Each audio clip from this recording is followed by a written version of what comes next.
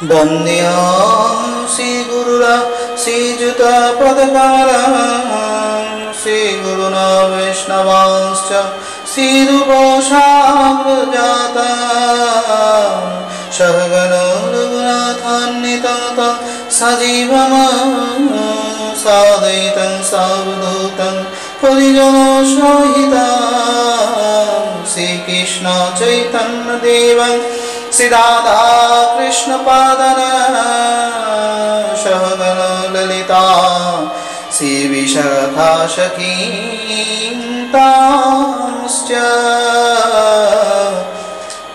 अज्ञानतिमिरान्धस्य ज्ञानाञ्जनशलाकया चक्षुरुन्मीलितं येन तस्मै श्री गुरवे नमः।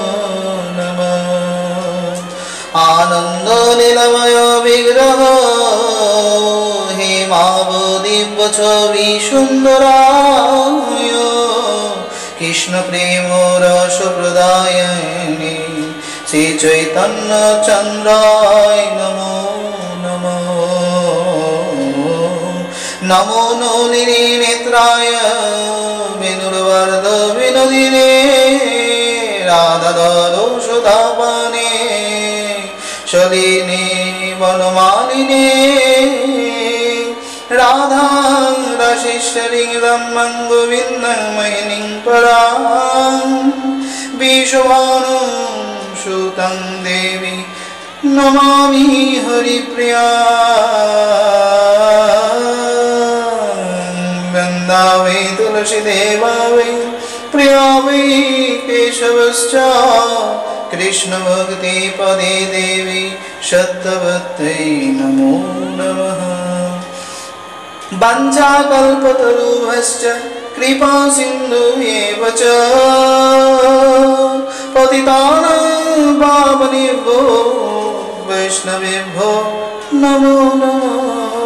हरे कृष्ण कृष्ण कृष्ण हरे हरे हरे राम राम राम हरे हरे। नमस्कार श्रोता बंधुरा सकले भालो आছেন निश्चय। परमेश्वर भगवान श्रीकृष्णेर तथ्य तथा पर्व द्वादशे आमरा आविर्भूत হয়েছি। आशा करी আপনারা সকলে এই রস আস্বাদন করে চলেছেন ক্রমাগতিতে। সকলের শ্রীচরণে আমার প্রণমস্য প্রণাম। আমি আমার শ্রী গুরুদেবকে স্মরণ করে বিরহ বিভোর এই আনন্দ তথ্য কৃষ্ণ তথ্য পর্ব দ্বাদশে আলোচ্য বিষয় নিয়ে আলোচনা করছি। এ সময় ভগবান শ্রীকৃষ্ণকে নিতে বলরামকে নিতে অক্রূর এসেছিলেন। অক্রূর এসেছিলেন আসবার সময় অনেক ভাবনা অনেক কিছু নিয়ে তিনি এসেছিলেন। ভগবানকে পাওয়া সাধারণ জীবের পক্ষে একেবারেই অসম্ভব, কিন্তু তবুও যদি তার প্রীতি ভালোবাসা অনুকম্পা থাকে সে অবশ্যই তাকে লাভ করে। তাই তারা লাভ করবেন আকাঙ্ক্ষা নিয়ে অক্রূর গমন করেছিল এই পরম আনন্দময় পথে। অক্রূর যখন সেই আনন্দ অনুসন্ধান করবার জন্য প্রভু গৃহে আসলেন এবং বসুদেবের পুত্র সম্বন্ধে নন্দ মহারাজকে যে সমস্ত কথা বললেন তা ভীষণ বেদনাদায়ক হয়ে উঠেছিল। তদ অবস্থায় পরমেশ্বর ভগবান শ্রীকৃষ্ণ তাদের পুত্র নন এ কথা শুনতে তারা অভ্যস্ত হননি, ধাতস্থ হননি এই বিষয়টিতে। নন্দ মহারাজা যখনই শুনলেন কৃষ্ণ যদিও ভগবান সে সম্বন্ধে তাদের কোনো রকম সমস্যা ছিল না, কোনো সন্দেহ ছিল না, কিন্তু কৃষ্ণ তাদের পুত্র নন এই যে তারা কোনো রকমই বিশ্বাস করতে পারল না। 11 বছর 55টি দিন অতিক্রম করেছেন কৃষ্ণ তাদের সঙ্গে। সেই বাৎসল্য প্রগণ্ড কৈশোর লীলা সকল সমাপ্ত হয়ে এসেছে, আর সে আমাদের কাছে থাকবে না।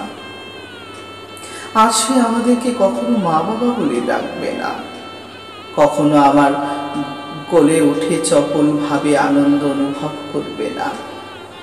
কখনো কখনো আমি গোপালকে বলতাম, আমি আমি হাটে যাব বাপ, আমার খড়ম জোড়া এনে দিবি।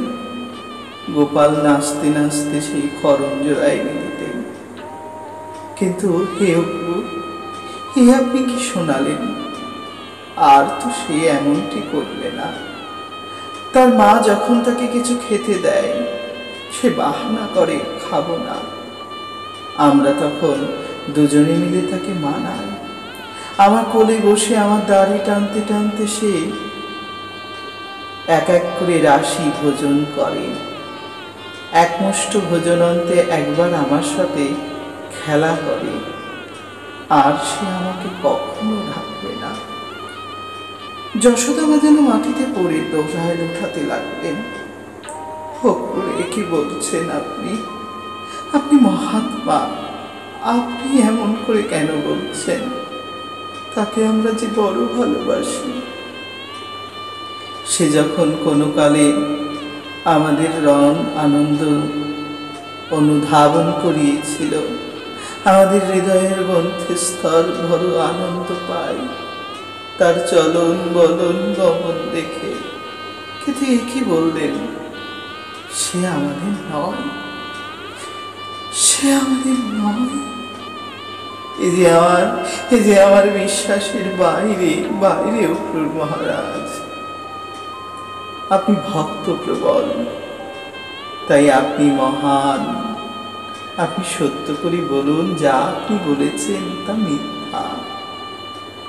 অক্রূর তখন বার্তা প্রবাহ তথা বার্তা আদান প্রদানের ইচ্ছায় পরমেশ্বর ভগবান শ্রীকৃষ্ণকে কংসের কাছে নিয়ে যাওয়ার আকাঙ্ক্ষায় এসেছেন।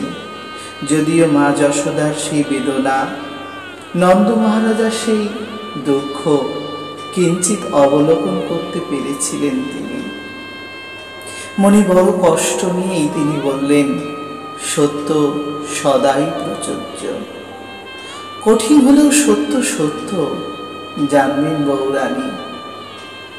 আপনার গোপাল সে আপনারই থাকবে, কিন্তু কালক্রমে সে দৈবকীর কথাও ভেবে দেখুন। সে সন্তানরূপী ভগবানকে জন্ম দিয়েও তার স্নেহ ভালোবাসা কোনো কিছুই সে তার পুত্রকে দিতে পারেনি। খানিকটা কঠিন করল এই বাক্য যশোদার হৃদয়কে। যদিও সে যে মা যশোদা, কত লীলা করেছে সেই নন্দের নন্দন, ভুলিয়া থাকিব কেমনে? কহ কহ হে অক্রূর, কেমনে রইবে বাঁচিবে মোদের জীবন। জানো না অক্রূর, কত কিছু আস্বাদন করেছি ওর সাথে থেকে। কখনো কোলে ভার হয়ে গিয়ে তৃণাবত্ত সুরবত করেছে ও, কখনো মাটি খেয়ে মুখ বন্ধ করে বলেছে, মা আমি মাটি খাই। সেদিন স্নেহ ডোরে মুখ খুলে দেখেছিলাম অনন্ত সংসার তার ভিতরে। আজ সে আমাদেরকে ছেড়ে চলে যাবে, ওই বলরামও সঙ্গে চলে যাবে। কি নিয়ে থাকবো আমরা? আমাদের এই বয়সে আমরা কি নিয়ে থাকবো বলতে পারেন অক্রূর মহারাজ? অক্রূরকে উনি ভক্তরূপে মহারাজ বলে সম্বোধন করছেন। সম্বোধনী মহারাজ হওয়ায় অক্রূর বারবার বলছেন, আমি দাস কেবল, আপনি এমন বলবেন না। মহাত্মা অক্রূর বিনয়পূর্বক যশোদাকে বারংবার সান্ত্বনা প্রদান করতে চেষ্টা করলেন, কিন্তু আমাদের গোপাল দূর থেকে মা যশোদার ওই বিরহ দেখে এক কোণে পড়ে লুকিয়ে লুকিয়ে রোদন করছেন। তারও যে যাতনা কম নয়। সে তো এই মাকে ছেড়ে যাবে কেমন করে, এই পিতাকে ছেড়ে যাবে কেমন করে?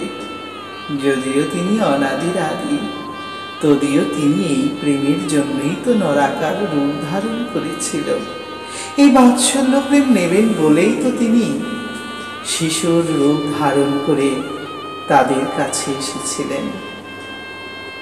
তিনি বললেন বলরামকে, দাদা, কাল থেকে আর ব্রজে আমরা গরুচরণ করব না, কাল থেকে আর ময়ূরের কেকাধ্বনি শুনব না, কাল থেকে আর যমুনার জলে আমরা জলকেলি করব না দাদা।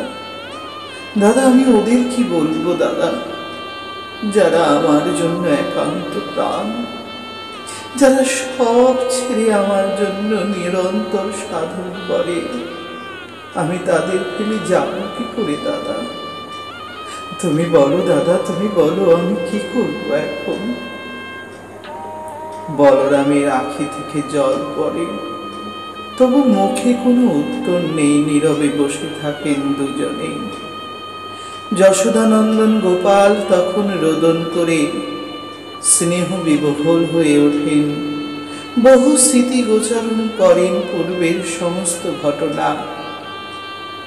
একাধারে তার বংশীটি যেন তাকে বারবার বলছে, আর বুঝি বাজবে না, আর বুঝি বাজাবে না তুমি আমাকে, তুমি আমাকে ত্যাগ করে চলে যাবে কানাই, কানাই, তুমি আমাকে ত্যাগ করে চলে যাবে।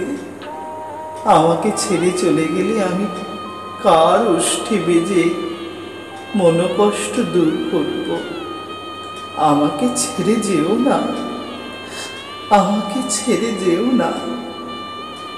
যদিও কৃষ্ণ তখন সেই বাঁশিটিকে আঁকড়ে ধরে বললেন, এ বাঁশি বাজিবে কেবল বিরোডরে, বাঁশি বড় বেদনা জানো কি না মোর মনে, কেমনে রাখিব তোমায় সযতন করে,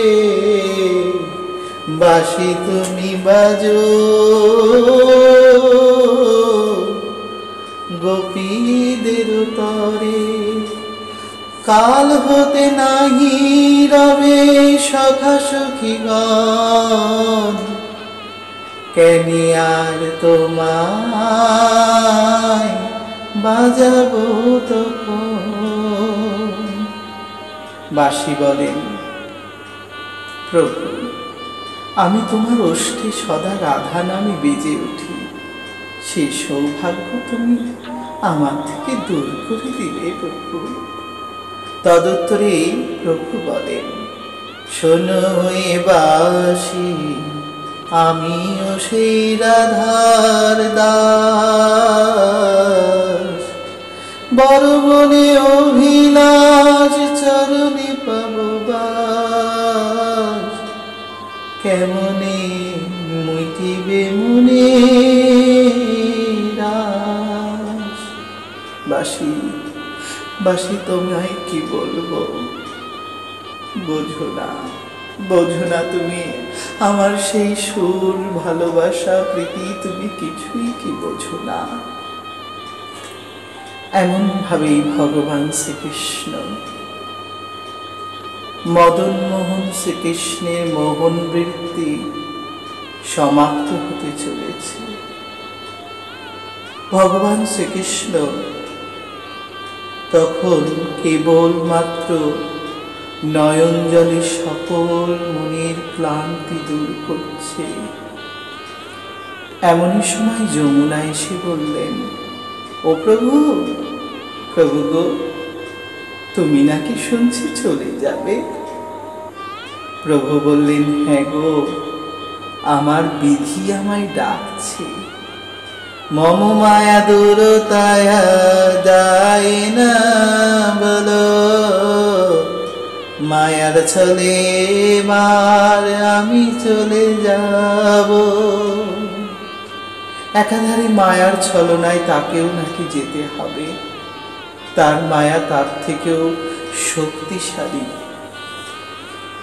যমুনা বললেন, প্রভু, তবে আর তোমার রাতুল চরণ পাব না বক্ষে। শুনি বৃন্দাদেবী এলেন সে মুহূর্তে প্রভুর সান্নিধ্যে। হ্যাঁ গো প্রভু, শুনলাম তুমি নাকি আমার ব্রজধাম ত্যাগ করবে। তুমি যদি ব্রজ পরিত্যাগ করে চলে যাও, তবে আমরা তবে আমরা কার জন্য অপেক্ষা করব? যদিও ভগবান তখন নিরুত্তর হয়ে দাঁড়িয়ে রইলেন। কঠোর সত্যকে মেনে নিতে হবে। মায়া বিধি বলবান, জীব কৃষ্ণ নাহি কিছু করেও সমাধান। জীবেরও সাধ্য নেই, তথাপি প্রভু নিজেও বলছেন আমারও করার কিছু নেই। আমি যে ভক্তের ডাকে, ভক্তের কথায়, ভক্তের আহ্বানে ভগবান। ভক্তই আমার মাতা পিতা, ভক্তই আমার গুরু। ভক্তের লাগি আমি হইলাম বাঞ্ছা কল্পতরু। যে ভক্ত যেমনে ভজে দেই দর্শন, বোঝে না তারা জ্বালা আমার যে তখন। রাগে অনুরাগে ভজে ভালোবাসায়, তবু যে মেটে না তাদের মনের পিপাসায়। আমি বড় আনন্দ অনুভব করি, তবে কি তার সঙ্গে আমারই রই? তবে কি আর তার সঙ্গে আমারই ধরি? এক জায়গায় রহি আর এক জায়গায় ধরি বলে প্রভু বিলাপ করলেন। যমুনা চরণটিকে ধরে বললেন, প্রভু শেষবারের মতন তোমার রাতুল চরণ আমায় দেও প্রভু। ব্রজগোপীদের স্থনে তোমার এই রাতুল চরণ দিয়েছ, মম বক্ষে দেও প্রভু। আমরা যে পেয়েও ধন হারালেন গো, পেয়েও ধন হারালেন। শ্রীকৃষ্ণ যদিও সকলের মনোবাঞ্ছা পূর্ণকারী, সে সময় তিনি নিরুত্তর, নির্বাক। কেবল নয়নের জল পড়ছে, যমুনার জলে মিলছে, কোনো কথা নেই। বৃন্দারানী তড়িঘড়ি করে রাধারানীকে জানালেন, তখনও সূর্য উদয় হয়নি। রাধারানী ললিতা, বিশাখা, চিত্রা, চম্পকলতা, ইন্দুরেখা, রঙ্গদেবী, তুঙ্গবিদ্যাদের মাঝে বললেন। তারা আবার তাদের প্রিয়জনদের বললেন, তারাও আবার তাদের অতি ভালোবাসার বৃক্ষলতা, গুল্মলতাদের বললেন। মঞ্জুরি শতদল বৃত্ত তুলসী, সেও ছুটে এলেন প্রভু বিরহ সইবেন কেমন করে। সেকালে চন্দ্রাবলী শুনি মাথায় করাঘাত করে বললেন, আহা এ কেমন ব্যাসী, করহ তয়াসী মমঃ প্রয়াসী। ছাড়িয়া যাবে কি হেন দাসী, আসিয়াছিলে তুমি মম কুঞ্জে।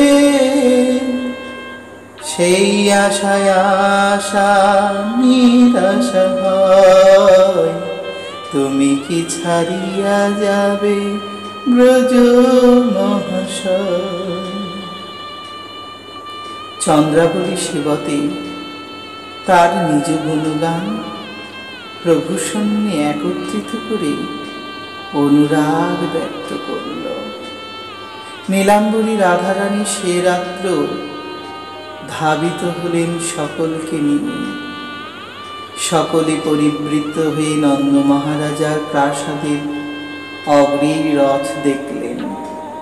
রথখানি দেখেই তাদের হৃদয় ভীষণ যন্ত্রণা লাভ করল।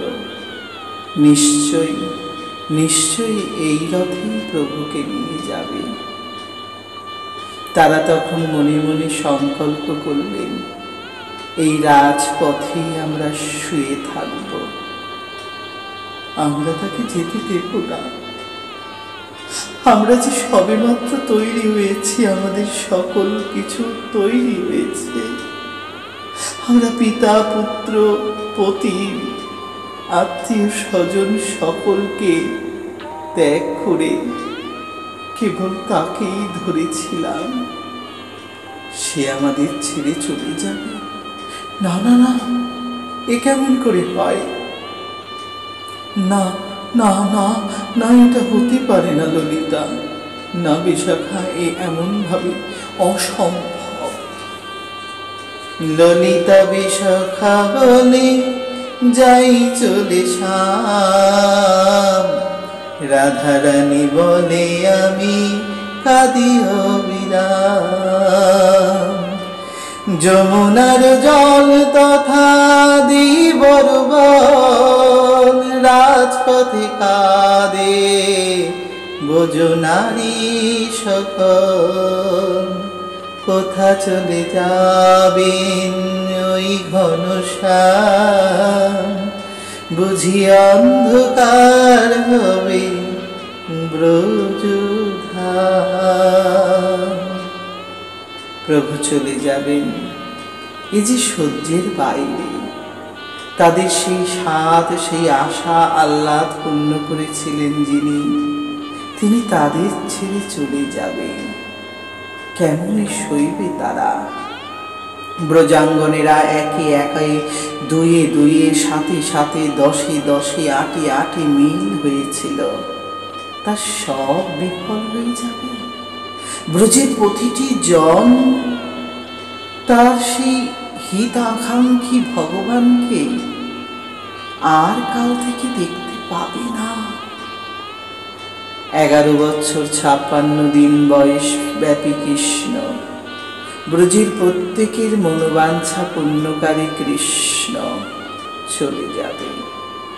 শ্রীদাম সুদাম দাম বসুদাম পরিজনেরা কৃষ্ণের সঙ্গে দেখা করলেন সেই অন্ধকারময় সময়। তখনও সূর্য ওঠেনি। কানাই, ও কানাই, কানাই, ও কানাই, শুনলাম তুমি নাকি কাল চলে যাবে। সত্যই চলে যাবে? আমরা তবে কার কাঁধে উঠবো? কাকে কাঁধে করবো কানাই? কাকে নিয়ে থাকবো কানাই? কানাই, আমরা যে তোমাকে ছাড়া এক মুহূর্ত থাকতে পারিনি সখা। সখা, তুমি যাবে কেন সখা? আমাদের কি কোনো ভুল হয়েছে?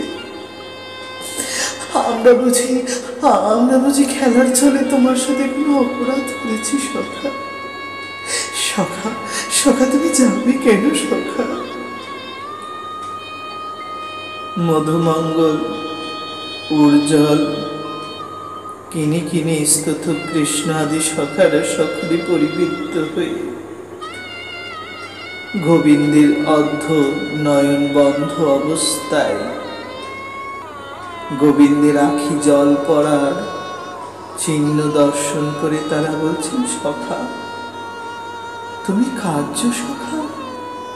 তোমার তো কাঁদার কথা নয়, তুমি তো ভালোই থাকবে।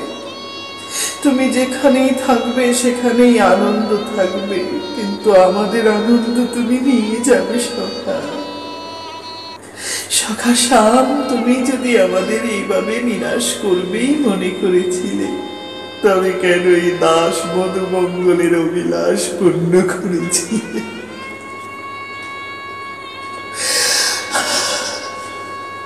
সখা, এমনটি না করলে কি হবে?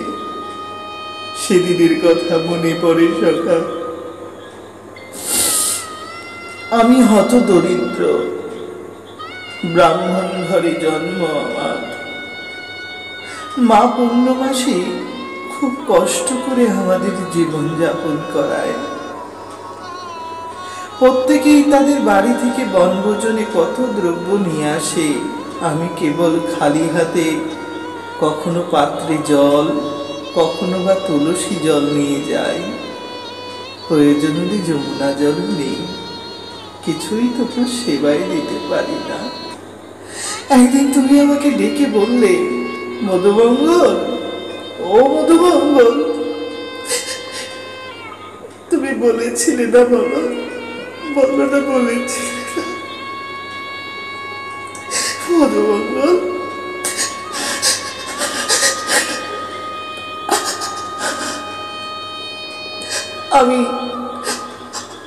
আমরা সবাই তোমার বাড়ি ভোজন করব, তোমার বাড়ি থেকে যা আনবে সেটাই খাবো। তখন আমার মাথা লজ্জায় নিচু হয়ে গেছিল, তবু মনে বড় আনন্দ লেগেছিল জানো তো সখা। কেউ তো এমন করে বলে না, তুমি তো বলেছ তুমি রাজার বেটা হয়েও এই কাঙালির কাছে কিছু চেয়েছ, কিন্তু আমি সেদিন ভাবতে পারিনি সখা তুমি এমন করে চলে যাবে। তাই তো আমি ছুটে গেছিলাম মায়ের কাছে। মাকে বলেছিলাম, ও মা, মা গো, ওমা ঘরে কিছু আছে মা? জানো আমার সখা গোবিন্দ, সে বলেছে আমাদের কিছু দ্রব্য নিয়ে যেতে। সবাই নিয়ে যায় মা, আমি কোনোদিন নিতে পারিনি, কিন্তু আজ যখন গোবিন্দ চেয়েছে মা, আমি নেবই নেব মা, তুমি কিছু দাও না মা। মা পূর্ণমাসী বলে উঠলেন, খোকা খোকা মধুমঙ্গল, ঘরে যে কোনো ভালো জিনিস নেই বাবা। 3-4 দিনের বাসি পচা ডাল রেখে দিয়েছিলাম ছিকায় ঝুলিয়ে, ওই কারাই তো আমি আর তুই খাই বাবা। ভাগ্য যে আমাদের বিধি বাম হয়েছে, তাই ওই জিনিস কি তুই দিতে পারবি? হ্যাঁ মা, আমাদের সখার না মা কোনো অভিমান নেই, না হলে কি এমন করে আমাকে বলে বলো মা? ওনা সব জানে জানো তো মা, ও কালীয় দমন অকাসুর বকাসুর কত কিছু করলো, ও এটুকু জানে না আমাদের যে দেওয়ার মতন কিছুই নেই। তবু তো ও বলেছে মা, তুমি ওই ডালই আমায় দাও, আমি ওঠাই ওকে সেবায় দেব। মধুমঙ্গল পশরায় ডাল নামিয়ে নিলেন। ডালটার সামনে যখনই তার ঢাকনা খুললেন, দুর্গন্ধ। সেই দুর্গন্ধে কি করেছিলাম সখা জানো? মনে মনে ভাবলাম, তুমি অনন্ত আনন্দের মালিক, তোমাকে ওই দুষ্ট পচা জিনিস আমি দিতে পারি? যদিও তুমি দূর থেকে দেখছিলে আর মনে মনে ভাবছিলে আমি বড্ড পেটুক, আমি নিজে সব খেয়ে নিয়েছিলাম, কিন্তু সে সময় আমি কেবল খেয়েছিলাম এই কারণে, পাছে তোমার ওটা খেলে যদি শরীর খারাপ হয়। তুমি হলে ক্ষীর ননি মাখন খাওয়া ভগবান, আমার মতন বাসি পচা কারা ডাল খাও তুমি কখনো? তাই আমি তখন তোমাদের দেখি দূর থেকে জোর জোর করে ঢক ঢক করে বিষসম ডাল খেয়েছিলাম। কি তীক্ষ্ণ ঝাঁজ বুক জ্বলে যাচ্ছিল, পাছে তোমরা যাতে না বুঝতে পারো তাই আমার মুখ থেকে গড়িয়ে পড়ছিল সেই ডালের অর্ধ অংশ। তুমি তখন কি করলে সখা? সখা তুমি ছুটে এলে সবাইকে সঙ্গে করে নিয়ে, আর এসেই বললে, ওরে ওরে স্বার্থপর মধুমঙ্গল, তোদের এত সাহস তোর, আমাকে না দিয়েই খেয়ে নিলে, তোকে আমরা ছাড়বো না। এই বলেই তুমি আমাকে চ্যাং দলা করে মাটিতে শুইয়ে ফেললে। তারপরেই তো তুমি তোমার অবলীলাক্রমে আমার সাথে তুমি সেই লীলা করলে যা আমি কখনো ভাবিনি সখা। তুমি আমার মতো নবাগার অঙ্গ চেটে চেটে খেলে, আমার সারা গায়ে সেই কারা ডাল পচা ডাল লেগেছিল, তুমি তা চেটে চেটে খেলে আর বললে, মধুমঙ্গল, আমি যে তোমায় বড় ভালোবাসি। তবে এই কি তোমার সেই ভালোবাসা সখা? এই কি তোমার সেই ভালোবাসা সখা? আমাদের ছেড়ে যাবে বলে এরকম ভালোবাসা দিলে সখা?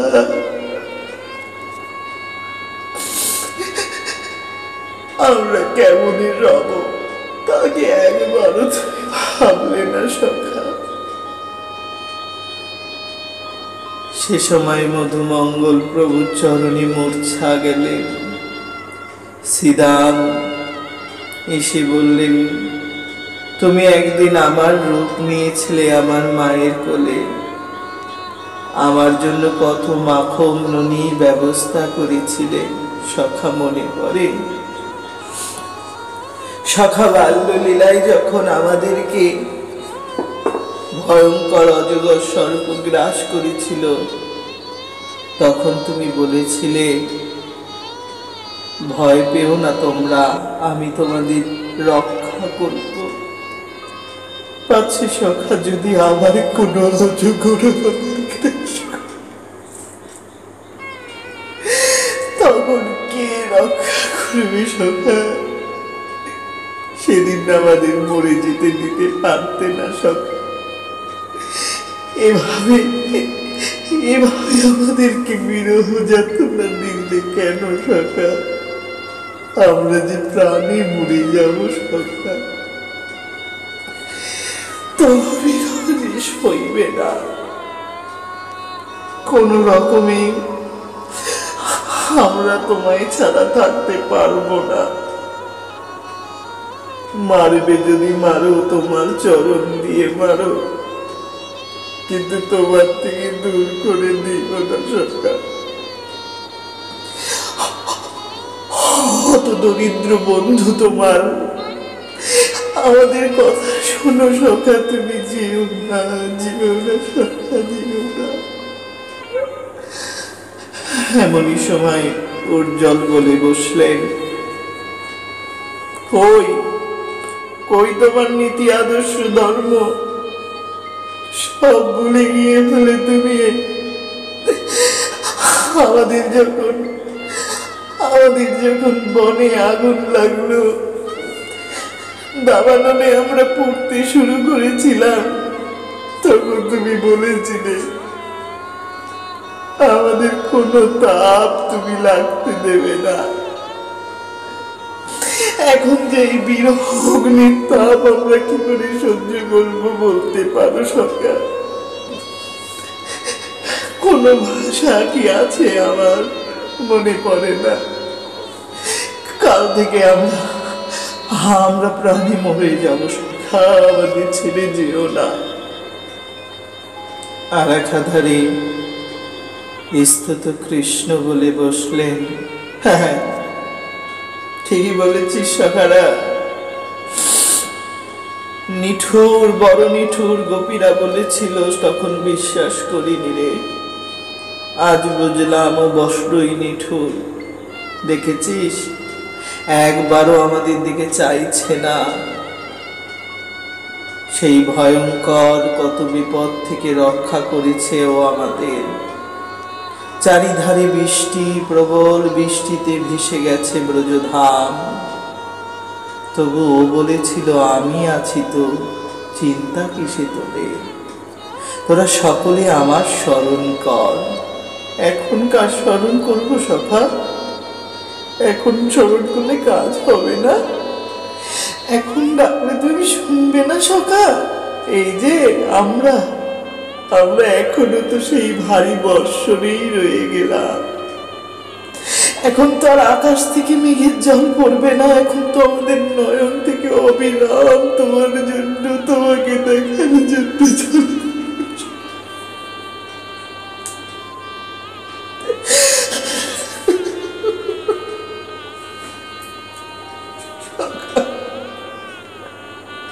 এই বৃষ্টি থেকে তুমি আমাদের রক্ষা করবে না সখা?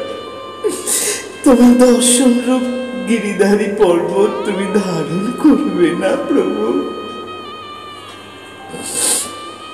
এমনটি তুমি করতে পারবে সখা? আমরা ভাবতেও পারি না। যদিও কৃষ্ণ ভগবান তখন আর পারলেন না নিজেকে ধরে রাখতে। বিরহের ব্যথা যে তাকেও বড় দংশন করেছে। বলরাম কৃষ্ণ সকল বন্ধুরা একে পরস্পর আলিঙ্গন করে বহু উচ্চেশ্বরে রোদন করলেন। কেহ বললেন হাসি দাম, কেহ বললেন হাসু দাম। তোদের ছেড়ে আমিও ভালো থাকবো না। ভালোবাসা ভালোবাসা এতই নিবিড়, করুণ, নির্দয় জানতেন মেরে সখারা।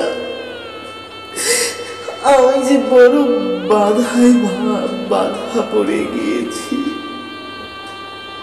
আমাকে যে যেতেই হবে সখা। আমি যাদের গর্ভে জন্ম নিয়েছি, যাদের জন্য এসেছি, সে কাজ অসম্পূর্ণ রইলে যে তোদের সখারই বদনাম হবে। তোরা তা চাস সখারা? সখারা সবাই বললেন, না শ্যাম, আমরা জ্বলিব পুরিব, আমরা দুঃখে তব বদন কেবল স্মরণ করব, কিন্তু তোমার কিছু হোক সখা, এটা আমরা চাইব না।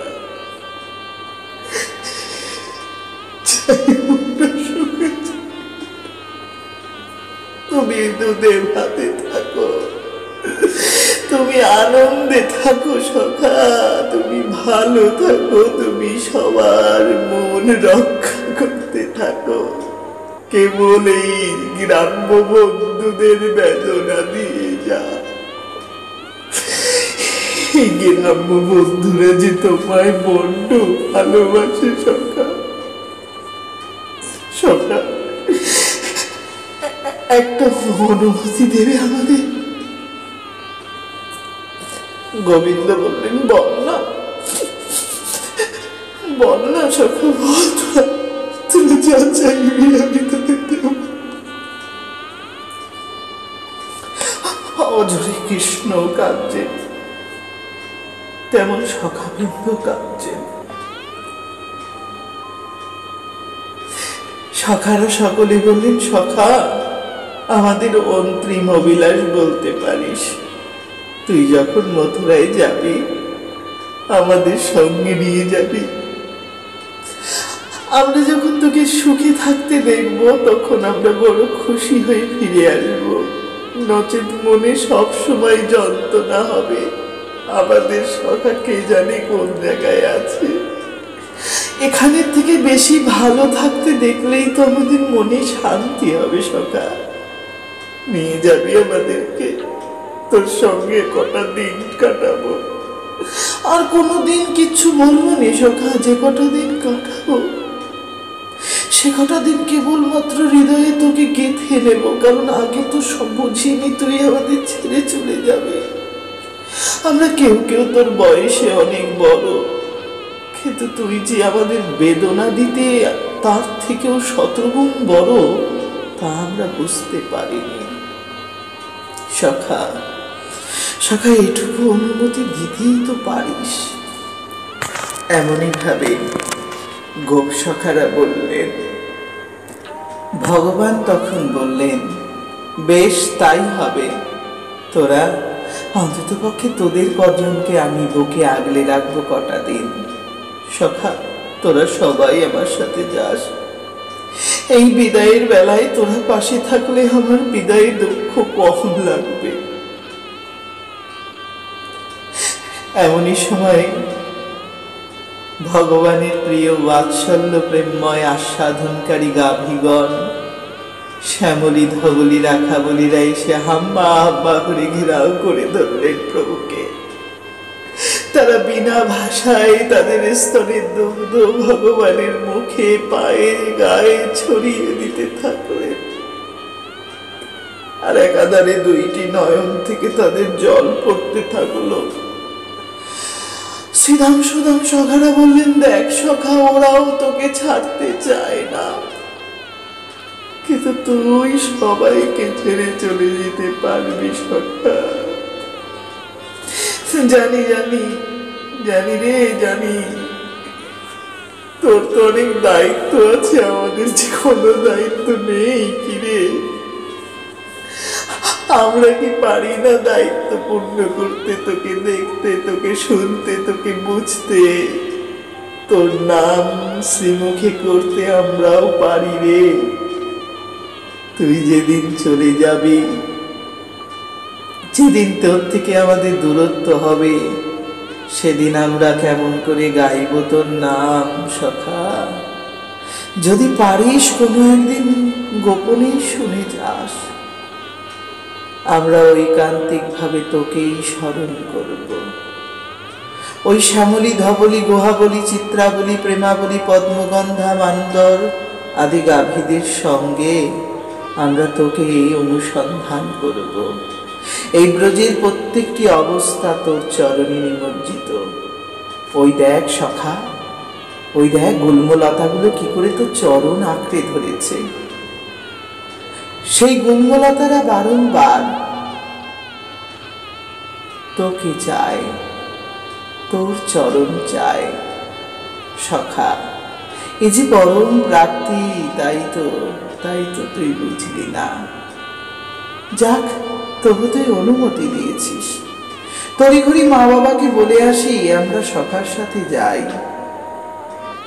তারা শুনলেও দুঃখ পাবে, নিশ্চিত তারাও কষ্ট পাবে। সেই কথা বলেই সে সময় ব্রজ সখাগণ চলে গেলেন।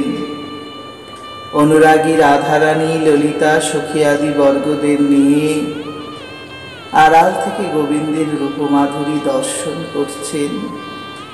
শ্যামের এক আঁখি থেকে জল পড়ছে, তা দেখে তারা বুঝতে পেরেছিলেন গোবিন্দেরও কষ্ট ভারী, কিন্তু তারা যে তাদের ভাষা প্রকাশ করতে পারল না।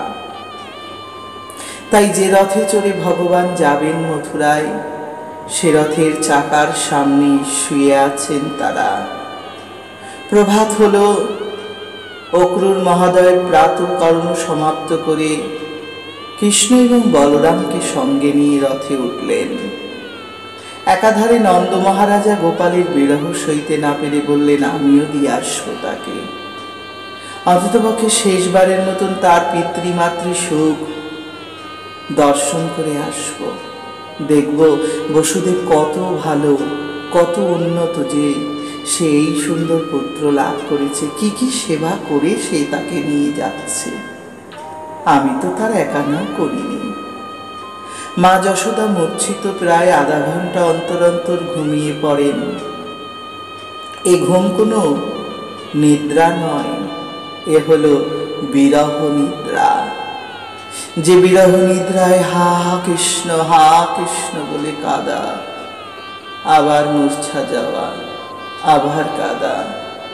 যশোদা সকালবেলায় দেখলেন গোপাল রেডি হয়েছে, সেজে গুজে বসেছেন, যাবেন বলে রথের উপরে। আজ আর মা যাই বলে গেল না। গোপাল একবারও আমায় বলল না, মা আমি যাই। গোপাল একবারও বলল না আমায়, মা আমি চিরতরে তোমায় ছেড়ে যাই। কোনো কথা না বলেই শুধু একটা প্রণাম করে উঠল রথে। কি নিষ্ঠুর বিধি! আমার গোপালকে আমার থেকে কেড়ে দিলে, আমার গোপালকে আমার থেকে কেড়ে দিলে। সে সময় যশোদা ভীষণভাবে ভেঙে পড়লেন। একাধারে রোহিণীও রোদন করছে, যদিও তার স্বামী বসুদেবের কাছেই তার ছেলে যাচ্ছেন, তবু যে রোহিণী আর বৃন্দাবন ধাম ত্যাগ করতে চায় না। সে বৃন্দাবনেই থাকবেন কিছুদিন, যশোদাকে সান্ত্বনা দেবেন। রোহিণী বললেন, কানাই বলাই, তোরা ভালো থাকিস বাপ আমার, অবলাদের কথা মনে রাখিস, মা বলে ডাকতে আমাদের ভুলে যাস রে বাপ, ভুলে যাস রে। এইটুকুই শুধু তোদের কাছে মিনতি। মরিব যখন দেখাবি তোদের রূপ মূরতি, তোদের রূপ দেখিব, মরণের স্মরণে আনন্দে বিদায় নেব। এমনটি ভাবেই বিদায় হলো প্রভুর। নন্দ মহারাজা একদিকে চোখের জল মুছে আর একদিকে পুত্র যাবেন বলে বিভিন্ন বস্তু উপহার স্বরূপ নিয়ে যান।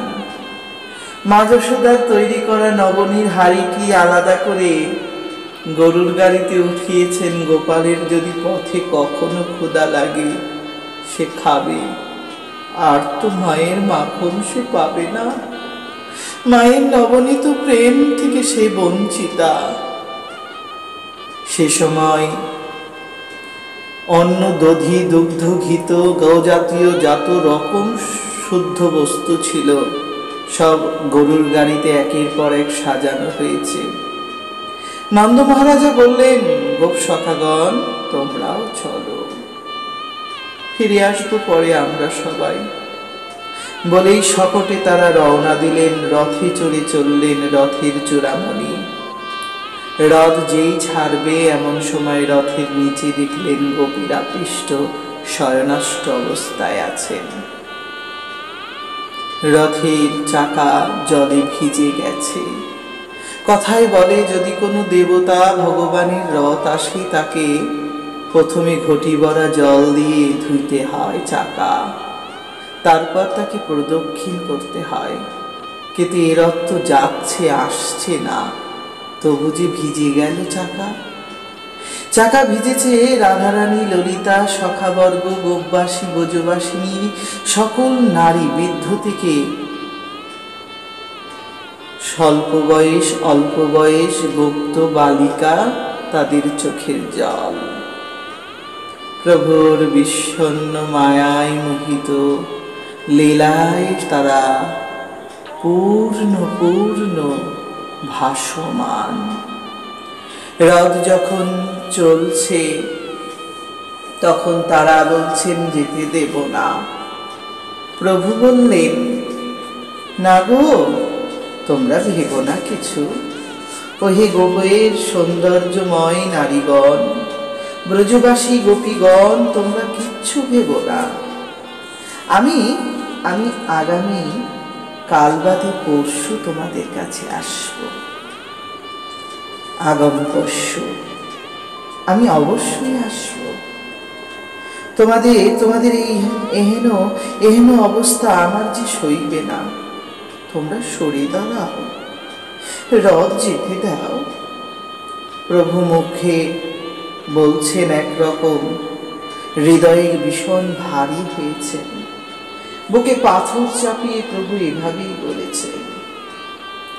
দীর্ঘ নিঃশ্বাস ত্যাগ করতে করতে গোপীরা তাদের হৃদয়ের অত্যন্ত প্রিয় প্রভুকে অনুভব করছেন। মনে মনে বলছেন, মুখমণ্ডলখানা একবার দেখাও, আর তো দেখতে পাবো না। আর তো তোমার বাঁশি আমাদের নাম ধরে ডাকবে না। আর তুমি গোষ্ঠে যাবে না। আর তুমি গোচরণ করবে না। আর তুমি ব্রজের পথগুলোকে আলোকিত করবে না। ওগো আলোকময় মুকুন্দ, তুমি চললে।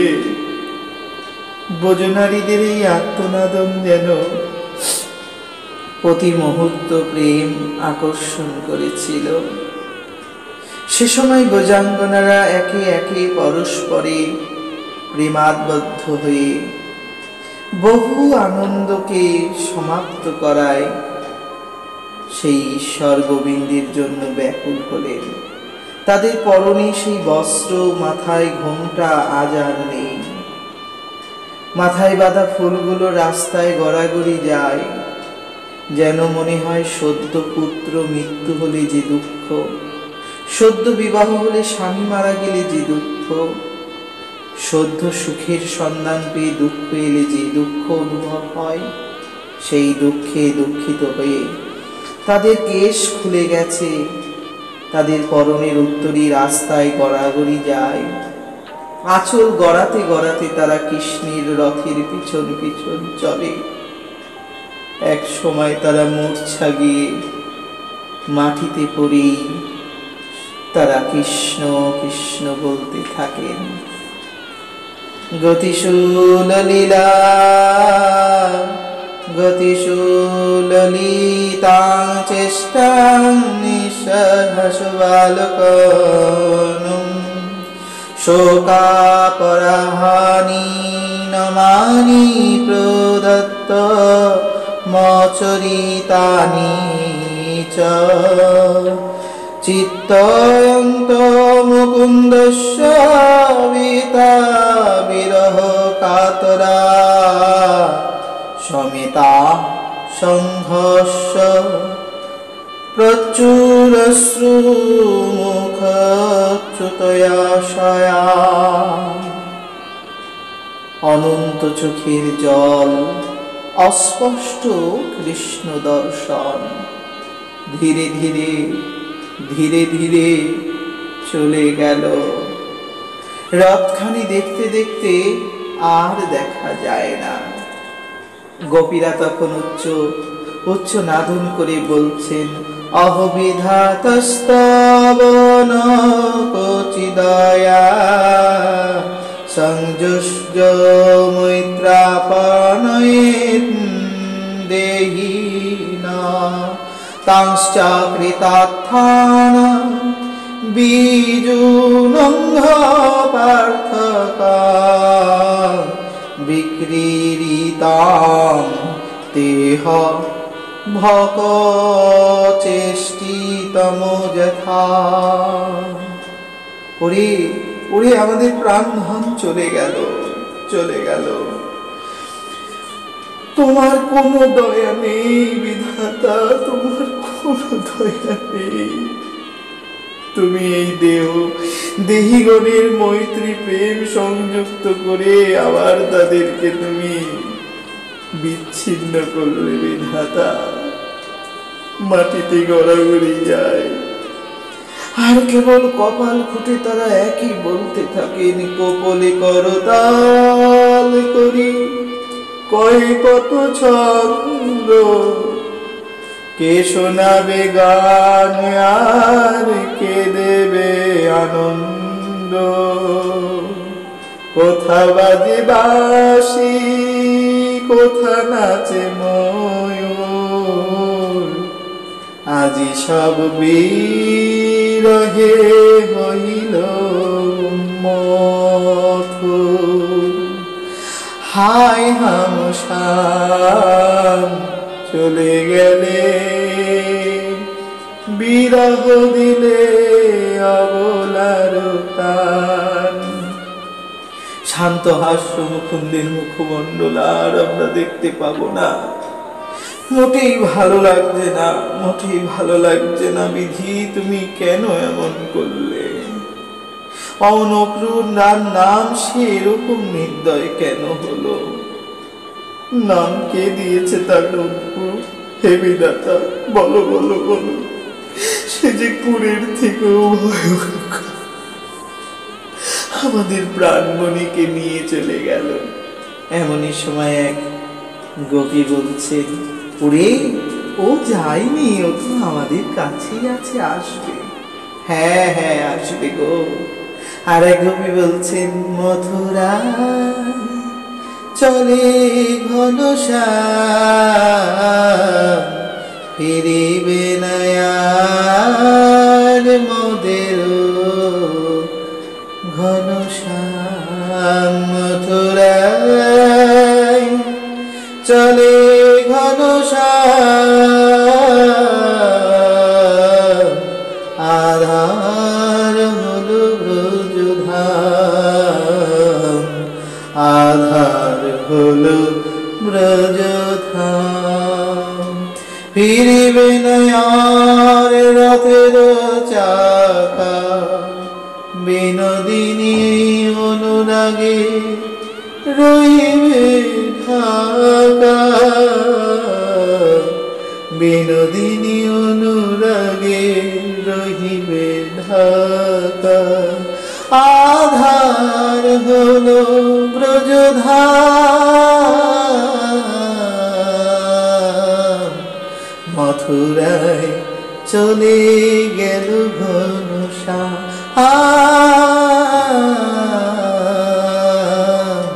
মথুরায় চলে গেল ঘন শ্যাম। বিনোদিনীর অনুরাগ রহিবে পরে, আর নাহি আসিবে আমাদের তরে। না বাজাবে বাঁশি, না নাচাবে দাসী। মথুরায় মথুরায় চলে ঘন শ্যাম। আধার হলো এই ব্রজধাম, এই ব্রজধাম।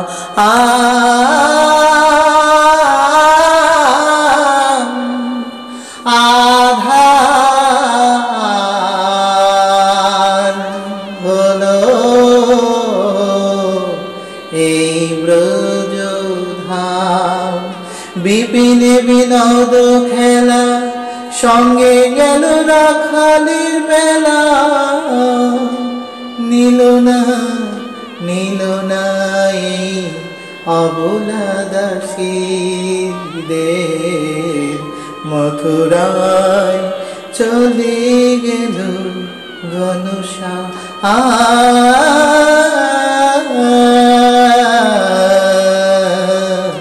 মথুরায় চলে গেল ঘন শ্যাম। আধারে করে গেল মধুর ব্রজধাম। বিনোদিনী রায় কাঁদে অবিরাম, কাঁদে অবিরাম। যাবার কালে শ্যাম গেল যে বলে, আসিবে ফিরে আবার আমাদের মনে। আমাদের মনে সেই বুঝি আশা দিল যে পিপাসা। সেই বুঝি আশা দিল যে পিপাসা। চলে গেল শ্যাম, ছেড়ে গেল শ্যাম, বলে গেল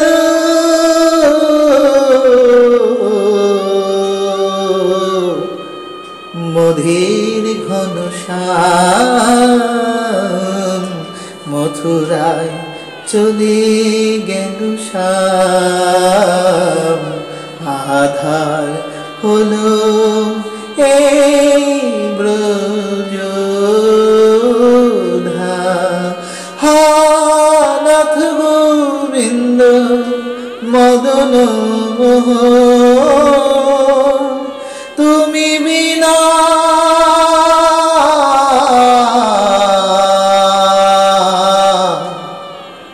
বিঝাল হলো এ জীবন। জীবন বিফল হলো এ জীবন। বিফল হলো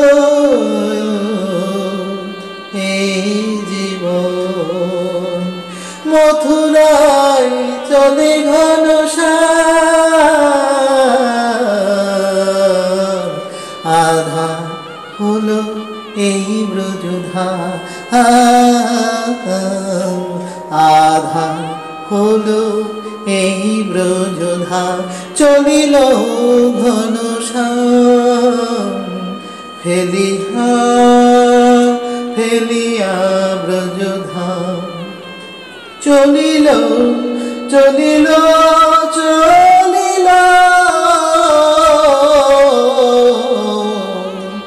মোদের ঘন শ্যাম।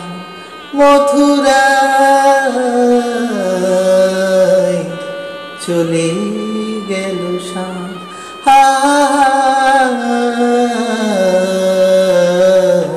চলে গেল শ্যাম। চলে গেল শ্যাম।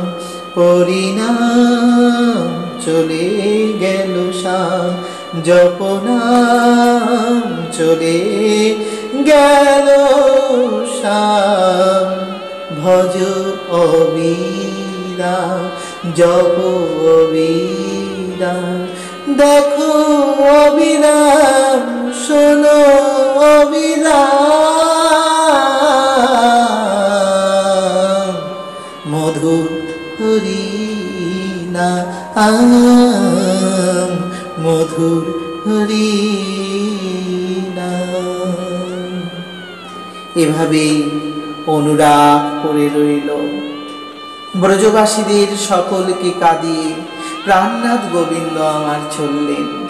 যদিও রাধারানী প্রাণধন মদন মোহন সে চলে যেতে পারে না। রাধারানী তাই বলছেন, না না না, সে যাবে না, তবে তার কায়া আর রবে না। কেবলই রহিবে তার পদরণ ধূলি, অনুভবে পাবে চরণের সুরি।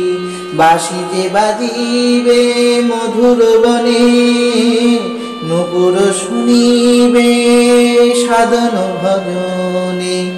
আর নাহি পাবে তার অন্য দেখা, যদি থাকে মনেতে অনুরাগে ব্যথা। যদি থাকে মনেতে অনুরাগ ব্যথা, অবলা হইয়া ভজ শিরোভন। নীরবে আসিবে সেই মদন মোহন মদন মোহন মদন মোহন।